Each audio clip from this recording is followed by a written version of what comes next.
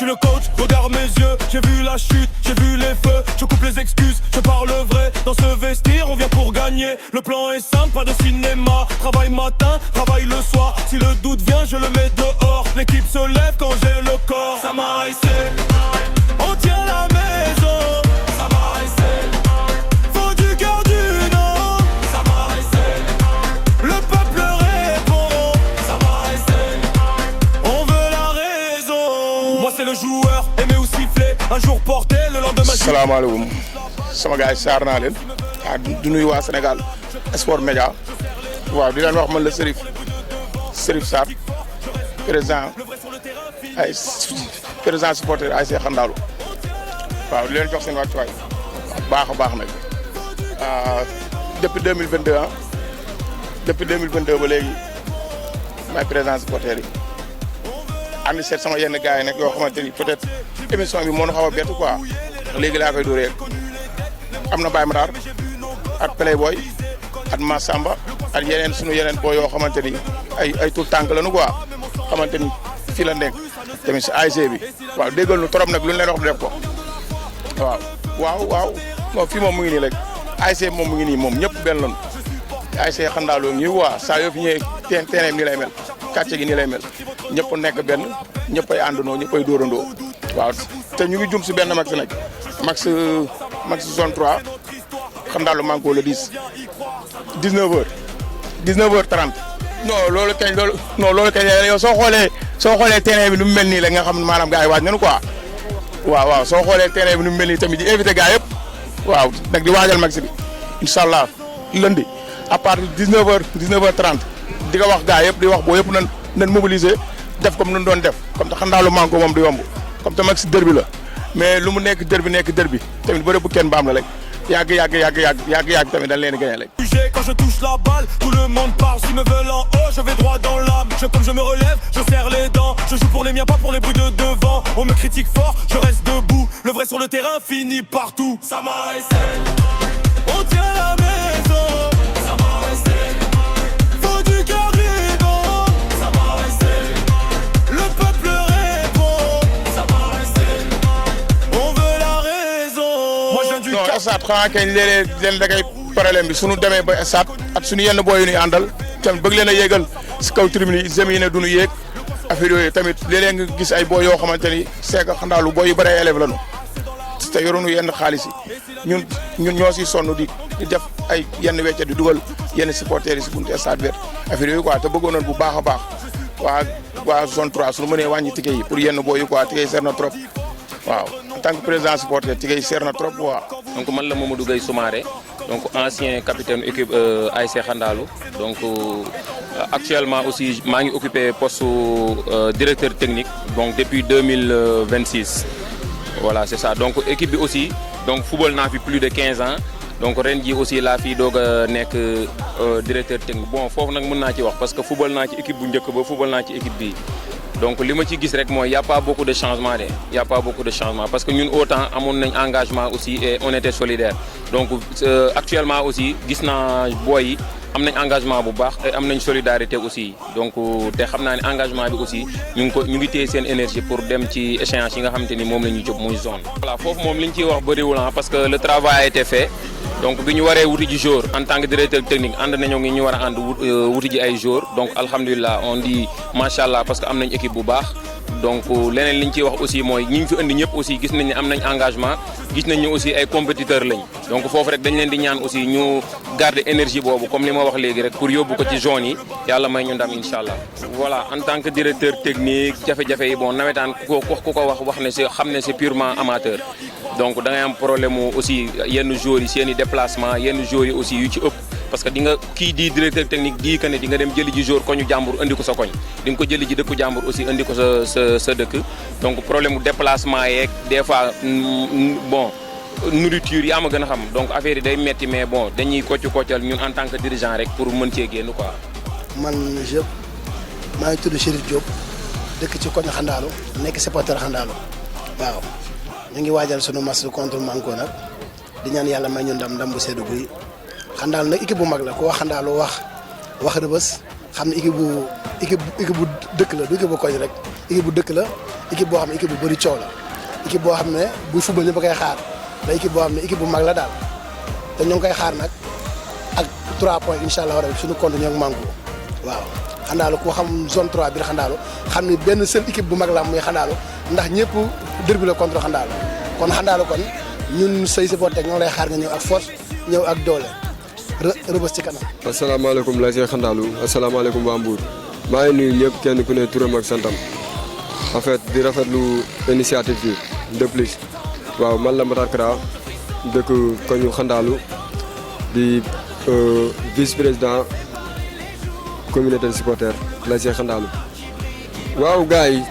match moom carrément ñun la see Xandaalu moom moo match moom ak lépp lu mu mënti ñëwee ak lépp lu mu mënti demee ñun en tant que supporter xam nañ ni ñuy canaliser suñu ay boy xam nañ ni ñuy demee ci suñu match parce que c'est pas la première fois ñuy jouer match derby parce que la see Xandaalu boo xoolee zone 3 match yi muy jouer yëpp match derby la amul benn match boo xam ne nekkul match derby comme match yëpp day metti si ñun kon match yëpp day am enjeu te match yëpp day am engagement am détermination bon leneen li ma ciy wax mooy carrément ñun tamit ñu ngi jëm ci suñu match boo xam ne match derby la mais ñun ñi nga xam ne ñoo nekk maam président supporter ak vice président supporter yi nekk ak xale yi tey jàppale xale yi ci communication bi ci lu bëree bëri ñu ngi leen di wax ci jàmm ak salaam ñu dem match si jàmm ñibbi si jàmm ak salaam maa ngi ko moom incha allahu rabi ñoom maa ngi jégalu xam nañ fi ñuy jaar ak ñoom. waaw ñun nag comité supporter ASC Xandaalu boo gisee maanaam chaque match ñuy demee engagement ak chaque match ñuy dem di yóbbu public bu bëri ak chaque match ñuy dem di indi bon bagage yoo xam ni sax peut-être gars yi duñu yaakaar ni sax booy war nañ mën am fond bi wala dara suñu doole la ñuy demee parfois dañuy dem suñu ay grand ñu jàppale ñu si benn somme parfois ñun xale ñu génne suñuy 1000 francs suñuy 2000 fu ñu mën a dugg ba am somme ba préparer suñu match dinañ ko def donte bu ñu match bi bettee sax dinañ obligé ba def lu ñu préparer match bi dem ba nga xam ne suñu ay joueurs dinañ leen soutien ba ñu kontaan si ñun noonu la ñuy def chaque fois. voilà bien sûr parce que on a un comité boo xamante ne nii comité président yi lañ ko tuddee maanaam ñi genn wàll 90% yi ci nekk yëpp ñu ngi Europe donc ñooñu aussi dañuy ay anciens joueurs Xandaalu lañ ay anciens dirigeants Xandaalu lañ yàlla dogal ñu tukki bitim réew même suñu président sax il est à l'extérieur donc moom aussi ak ñooñu dañuy boole seen dajale li ñu am pour dimbalee ko équipe bi quoi. match derby bi en tant que supporter ñun ñu ngi koy dund rek ndax ku wax Xandaalu maa ngi ko xam dañoo jegante loo xam ne kenn tàqalewuñu ñoo bokk même koñ. kon loolu mas mënul yomb ku wax Xandaalu Pastef derby la ku wax Xandaalu jàppoo derby la ku wax Xandaalu coose derby la ndax parce que ñun ñoo nekk ci rond central bi ñëpp wër ñu kon suñu mas ñoom benn mënul yomb. man je dis que sax ne du kese équipe bu nawetaan parce que ku wax Xandaalu wax Olympique de Mbour boo xam ba nga xam ne nii Mafal moo ko jiite donc ñun ñëpp bi ñuy jógee di jouer cadet foofu la ñuy jógee donc am nañ aussi amoon naa ay coéquipiers yoo xam ne léegi am na ñoo xam ne ay professionnels lañ. am na ñoo xam ne aussi ñu ngi ci yeneen cadre quoi di diriger leneen. Voilà, merci. Tout d'abord, je vous remercie pour la visite. Moi, c'est simplement Mafal. Je suis éducateur de football, responsable, acteur de football comme tout le monde. Voilà, donc, voilà, loolu dañ leen di jaajëfal seen déplacement bi ngeen def nii et comme ni ma ko waxee sànq rek peut-être je vais répondre à vos attentes en tant qu'acteur du football mbourois. Ok, dans le secteur navétane, je pense que kii toog nii suñu mag la te yaakaar naa ne dundandoo nañ ñu bari même souvent xale yi dañ ciy discuter sax ci wàllu nawetaan tey ak démb ak tey nawetaan démb ak nawetaan tey xam nga ñun fekk nañ nawetaan 8 équipes 8 ASC donc loolu du tey te ñoom ñu ngi ci doon jouer xëy na bu ñu xoolee ci wàllu management la ñuy njëkkee boo xoolee management nawetaan au niveau des instances nawetaan ak au niveau des ASC maanaam dirigeant modèle de dirigeant yi ñu amoon bu njëkk ba amatuñ ko léegi. mais bu ñu xool ci potentiel joueur aussi y avait des joueurs yu ñu amoon yoo xam ne ni ñooñu dañu amoon mayuk yàlla dañ daan juddu rek football te bu ñu footballee nga di gongo mais léegi nag xale yi dañu am chance bi ñu am mooy non seulement football dafa évolué xam nga bu njëkk ba booy football da ngay nëbbatu da ngay dem football yi sangu wax sa papa ne ko football yi woon dama jàngi woon léegi sa papa mooy jàpp sa loxo yóbbu la seen formation di la fayal kon nawetaan dafa war a gën a relever wu mais tey boo xoolee tey li tax niveau bi mënul jóg non seulement y a le potentiel existe am na xale yoo mën nañ football mais li gën a am solo ci football mooy nga am base mooy lan la discipline et cette discipline pas n'existe pas au niveau des ASC boo xoolee tey lu yàq ci nawetaan loolu moo ko yàq ñuy wax lu violence nangam mais violence boobu ñuy wax noonu mi ngi commencé ci ASC yi ba pare bala muy àgg ci jaune yeeg ci leneen boobu nag pour ñu dindi ko ci kër yi lay commencé parce que loolu dafa mel ne ndox bu ñu naan boo xoolee tey joueurs yi yëpp seen talent mënul feeñ li tax mënul feeñ mooy parce que footballatuñu ndax seen quartier am na xale yoo xam ne tey bu ñu mënee tuuti football bu leen seen quartier joxul duñu football ñii toog nii ñi ma lay wax nii ñoom dañ daan ñëw entraînement ñoo jëndal seen bopp dàll ñoo defal seen bopp lépp même bu fekkente ne lekk sax ñoo ko jëndal seen amul dara lu leen dirigeant di jox tey fii tey da ngay toog ci koñ bi juddoo fi yaroo fi sa papa sos ASC bi nga ne nañ la jox 500000 nañ la jox 400000 nañ la jox dàll nañ la jox iPhone donc ça veut dire que y a un changement énorme par rapport ak li nga xam ne moo xewoon démb. non sama relation ak ASC Xandaalu relation doom ak papa la relation mag la ak rakk relation la papa maam ak sët tey ñun formé nañ bay formé suñu sët fi mu toll nii te lii loolu ñun xam nga ñun lu ñu am ci football Xandaal moo ñu ko may dama koy xale tut ñun boo duggee ci nawetaan ñun dañu amoon ay dirigeants yu mag yoo xam ne dañ daan nekk suñu gannaaw duñ ñu bàyyi ñuy def lu ñu nekk gis nga li ma lay interpellé léegi ñoom noonu la ñu daan def boo nekku ci yoon dañ la woo na leen nekkoo ci yoon wax la defal nangam tey on n'a pas regretté de bu ñu demee tey ba naan Mafal c'est parce que il a été très bien formé fii suñu base mooy Xandaalu donc ci base boobu na nit bu amul base mënul dem fenn n'est-ce pas donc tey fii nawetaan boo jëlee dirigeants yi nga xam ne ñoo gën a mag ci Mbour tey mënoo leen génne Xandaalu ci wàllu administration donc tey boo daan daje Xandaalu ñeme woo fraude parce que da nga naan foofu ay cadre ñoo fa nekk yoo xam ne nii bu ma fraude du baax ci wàllu même ci niveau championnat ñun on a côtoyé des entraîneurs comme Assane Diop Ba comme Jo Diop ay Padre ñooñu c'était des grands du football sénégalais donc dañ doon toog di leen déglu mais léegi c'est le contraire tey xale bi am licence D moom day diir Mafal mbagg pour moom instructeur FIFA la Mafal dootu ko wax mu dégg wala su ma xaal Mafal xam dafa soof dafa bari wax te loolu li ñu lay wax boo ko toppee ça ne fera que bénéfice pour toi donc vous dire que Mafal c'est Mafal de Xandaalu Mafal c'est Mafal du football mbourois. T'es dans la voix qui suit tout en grand. Monte le frisson, plus haut que les tambours. Garde le tempo du pays et fais parler les jours. Quand la foule veut savoir qui brille, qui va marquer, tu prends la scène, tu prends l'histoire et tu la fais vibrer. Sénégal, ton média, le rythme au cœur du jeu. Sénégal, ton média, toujours plus fort, toujours plus beau. Sénégal, ton média, la passion dans le regard. Sénégal, ton média, on suit la victoire au départ. man maa ngi tudd Babacar Sow Mbaye Sow nag lañ gën a xam Mbaye Sow nag carrière am yëpp football ci Xandaalu la ko def mooy ASC bi lim fi jël ci coupe nawetaan amul benn benn ASC bu ko fi jël amul benn ASC bu ko jël Mbour départ cosaanu ASC bi mi ngi tuddoon Saint-Étienne booba équipe yi ñuy wax Njàmbur Yàlla Real ñoom ñoo fi nekk bi équipe yooyu demee ba équipe yooyu yëpp ñi nekkoon nekk ay kilifa nekkatuñ ci affaire activité nawetaan ci la Xandaalu ñu tudd benn équipe bu ñuy wax Gaynde bi ñu tuddee Gaynde ci la ñu retourné tudd Kocc Barma bi ñu tuddee Kocc Barma nag ci lañ ñee ko tudd ASC Xandaalu nag équipe yi wër fii yëpp fii lañ soqee ko mooy Manko Pastef équipe yi nekk fii yëpp ay jàppo yëpp joueurs yi fi doon fool fii lañ daan fubal biñ demee nag ba kenn ku ci nekk nag àdduna buy dox di dox ba ci yàgg kenn ku ci nekk créé sa ASC boobu mais Xandaalu équipe la bu yaatu boo xamante ne si li mu jël ci ay trophée bi nawetaan amee léegi Mbour benn équipe musu ko fi jël parce que fii boobu yàkkoon dañ daan def équipe yi ñu fi daan ASC yi maanaam par exemple coupe yi ñu fi daan teg amoon na coupe Cheikh Demba Niang coupe Corentin bëri na ay 4 grands ak ay équipe yu coupe yu bëri lañ daan teg par exemple nawetaan njëkk loolu moo amoon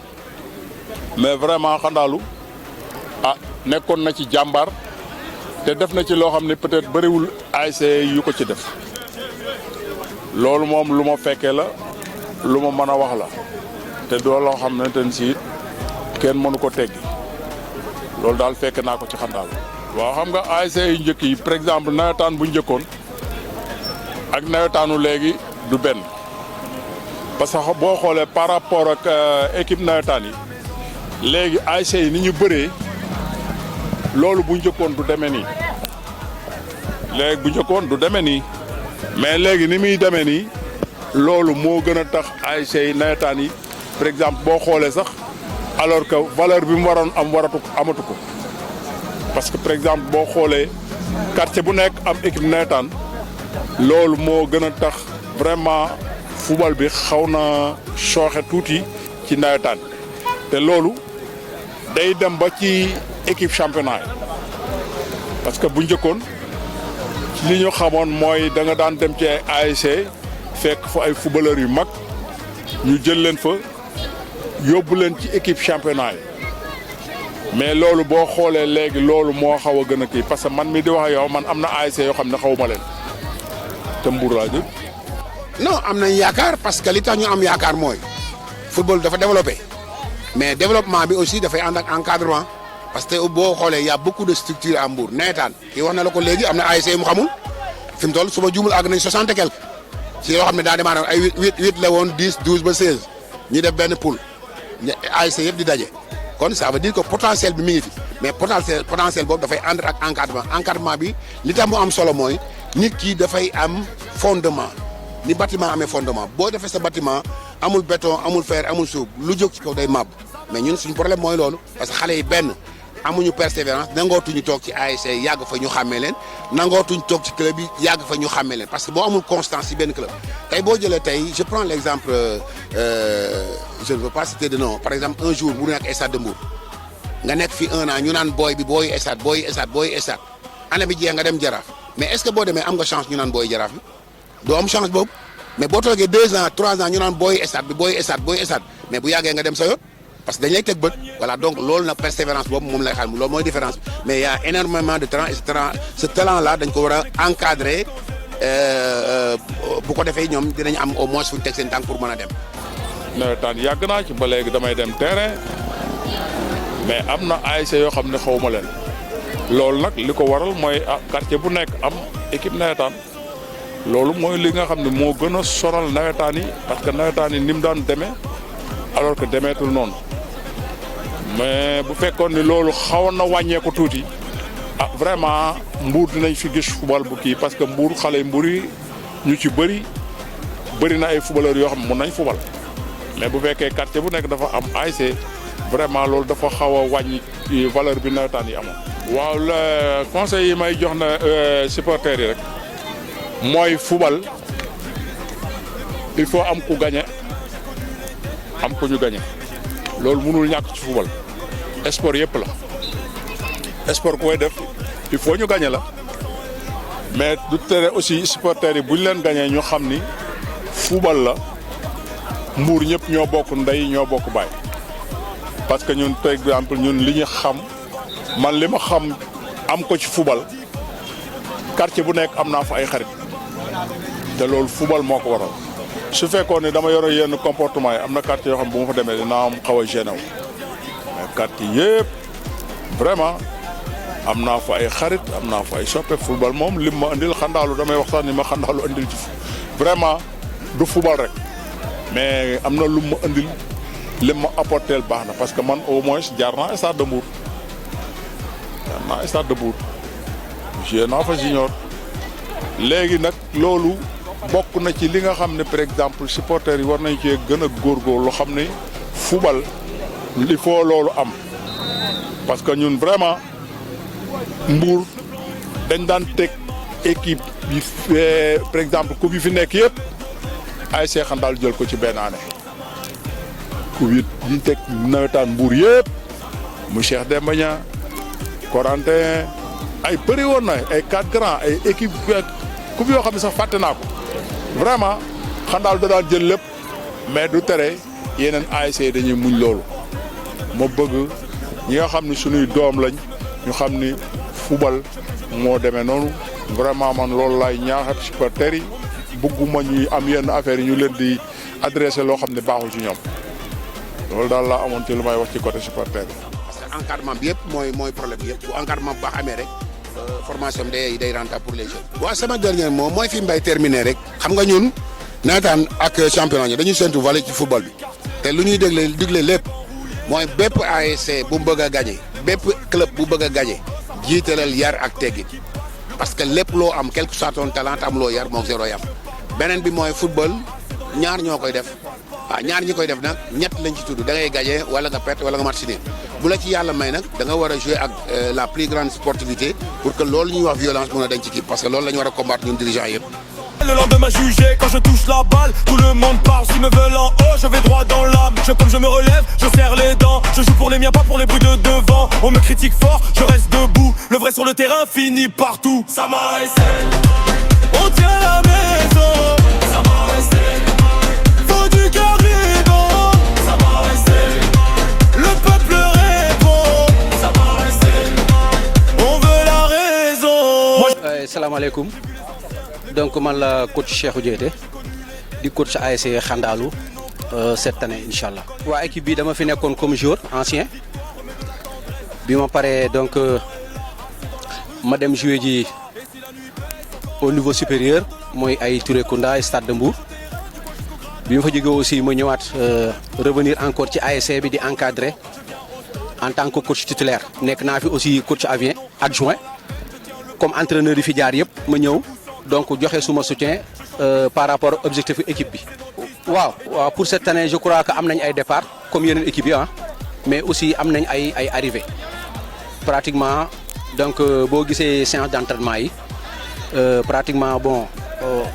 ñu ngi ciy amélioré par rapport ak ambition ak objectif bi nga xamante ni moom la ASC Khandalou am. waaw sur ce ci loolu la ñuy basé wu vraiment avec des collaborateurs yoo xamante ne ay anciens footballeurs ñoom ñoo fi nekk. Donc yoo xamante ni vraiment ñu ngi jàpp ci liggéey bi donc avec beaucoup de sérénité ak de courage aussi maanaam pour mën a ñu mën a atteindre suñu objectif cette année incha allah. Donc communal lañ defagum sorti donc ñu éliminé ni par 1-0 communal avec ASC TFS mais quand même comme contenu bi match bi vraiment ça a été ci équipe bu préparé wu 2 semaines tout simplement ñu amee prestation bu mel noonu ñu gagné ñu 1-0. Et je crois que ci la ñu jógee après reprendre les entraînements xam nga reculer c'est pour mieux sauter pour mën a entamer yeneen procédure d'entraînement pour mën a fexe équipe bi nekk en très bon état de forme pour que mën nañu démarrer saison bi incha allah ci zone yi. Pratiquement 2012 ans laa joué sama première année en saison. waaw ça se passe très bien parce que booy xool groupe bi moom am na ay boy mélange la entre ay boy ak anciens recrues. waaw groupe moom ça se passe très bien ambiance bi mu ngi jàll normalement quoi.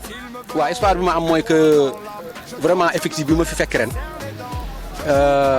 ci contrôle le directeur sportif Mor Soumaré ak ses collaborateurs donc andil ñu fi daal vraiment un très bon recrue boo xamante ne nii sunu xel dal na ci mais nag xam nga talent kese rek doyul li koy accompagner daal mooy travail bu sérieux donc mu am vraiment solidarité. Am transparence donc vraiment ñu liggéey ci efficacité ak rigueur pour mën a atteindre suñu objectif incha allah objectif bi daaw pratiquement on était en demi-finale cette année je crois que dañu war a tegaat beneen pilier mooy que na être en finale incha allah rabbi. waaw comme si da nga fekkee démb sax suñu waxtaan bi si loolu la woon parce que boo xool léegi booy nouvelle génération bi ñoom dañoo gën a privilégier xaalis bi quoi te booy xool nawetaan tremplin la rek. ñun temps bi ñu si def sax ñaanul ñun suñu rax yi ñoom ñu def si temps boobu noonu buñ sañoon benn année lañ koy jouer 2 ans après ñu jàll si leneen mais booy léegi dañoo jiital xaalis bi de trop équipe day ñëw jox la benn avant sax lim la deseel joxula ko après yow nga jël toog sa kër ni dootoo entraîner parce que lim la war a deseel joxula ko loolu rek laa leen di conseiller nouvelle génération bi ñu jiital football yi parce que am na opportunité yu bëri yoo xam ne boo demee terrain mu ngi fa agent yi ñu ngi fa di seetaan recruteurs yi ñu ngi fi xam nga club yi Ligue 1 Ligue 2 ñu ngi fi aussi boo defee terrain performance bu baax rek mën nga am chance am ouverture bu gën quoi que nawetaan. parce que boo xoolee am na si joueur yoo xam ne comme joueur bu dëkkul si ASC moom c'est très normal boo koy jëlee si koñ mu ñëw si koñ c'est très normal nga neexal ko quoi mais comme li Okosa wax sànq rek am na si joueur yoo xamante ni dañoo jiital xaalis quoi te je peux dire que ni football bi moo war a jiitu avant tout parce que xaalis bi ñu lay jox c'est bien boo nga fati sa yenn soxla mais tamit boo demee terrain tey jii di toj di def yenn performance yi yenn agent yi di la gis et tout loolu sa bénéfice la yow jour bi quoi moo tax comme li Pape wax rek yow nga jiital sa intérêt yow mooy football bi loolu moo ëpp importance xaalis bi c'est très normal nag jour nga jox ko xaalis wala dara mais bon loolu moom je peux dire que ni lu xew la ci 5 dernières années yi sax waaw mais lu yàggul xew moom. waaw gis nga yow xandaalu moom xandaalu kenn du la wax ni mu demee gis nga li nga fi fekk waaw entre joueurs supporters mais dafa nekk koñ boo xamante ni koñu football la quoi loolu booy xool équipe bi nekk aux alentours yëpp fi lañ génnee donc loolu moom du changer quoi chaque année boo ñëwee li nga fi fekk gars yi chaque jour bu ñu entraîne supporters ñu ngi derrière l'équipe di leen pousser tout le temps. te ASC la boo xam ne bu mag boo xamante ni vraiment dafa gagné ay titres fii au niveau du département au niveau communal ak département bi sur la région kon donc équipe bu ñu respecté la à Mbour donc ñuy ñaan donc sunu échéance su journal bi nga xam ne moom lañ jëm yàlla sunu borom bi defal ñu ci ay résultats yu positifs yoo xamante ne nii def ñuy doon champion jaune incha allah. bon xanaa di profité di lancer waale benn appel rek bu ñu mën a jàppale si pelouse bi stade Caroline Faye parce que mën naa wax ni instant bi c'est impraticable lumière yi côté lumière aussi pelouse bi da ngay reeba tas daal métti na si jour yi quoi c'est bien que ñu ngi def lu ñu mën mais métti na si jour yi bu ñu mënoon dimbal rek loolu dina message boobu daal laa gënoon mën a jàllale quoi si. bon jafe-jafe yi mooy souvent xam nga équipe bi comme ñu ngi doog a jóge ci màggal xam nga mën naa wax ne effectif bi du mat noonu trop à 100% comme ni nga koy bëggee bon tantôt ñii dañuy absenté tantôt après comme nawet la ñu nekk blessure yeeg feebar bi encore mu ngi fi bon mais sant yàlla donc ñëpp actuellement nii mën nañu wax ne ñëpp ñu ngi nekk vraiment en très bon état de forme pour que au moins pour mën a entamer aussi sunu match jaune bu soobee yàlla. ah de manière générale moom joueurs yu si bëri manqué nañ ay ñoo xamante ni tey jii nii ay agent quoi parce que joueurs yi dañuy jouer nii rek pour jouer nii football léegi dafa dépassé loolu noonu quoi joueur moom pour nga gën a exploser wu faaw nga am agent boo xamante ni tey jii nii yow booy liggéey di nga xam ne kii mi ngi sa ginnaaw mais ngay jouer nii rek te amoo kenn ku nekk sa ginnaaw loolu dafa xaw a métti quoi boo xoolee donc agent yi moom côté boobu noonu nañ si gën a kii quoi. ah ok comme li Okocha wax sànq rek gars yi jàppale jeunes yi surtout si pelouse bi parce que terrain bii nii pour nga gagner fi équipe day métti de pour nga gagner fi équipe nii day métti boo xoolee match yëpp tiro bi 0-0 wala 1-0 lumière yi baaxul pelouse bi baaxul pour nga gagner fi équipe nii day métti mais pelouse bu ñu ko defaree équipe bu mënee équipe da nga xam ne kii daa mën kii mais équipe yi yëpp dañuy tolloo niveau si pelouse bi nii. waaw dernier mot bi mooy di lancer appel à ci ASC bi yëpp mooy que les dirigeants surtout les supporters ñu gën a gëm seen équipe coller à l'équipe pour que au moins pousser leen vers l'avant ñu mën a atteindre suñu objectif incha allah la main dans la main incha allah. waaw si di leen sant di leen gërëm ci déplacement bi ngeen def nii ñëw seet si gars yi pour waxtaan ak ñoom merci beaucoup ñu ngi leen ciy sant di leen gërëm Sénégal Sport Média big up.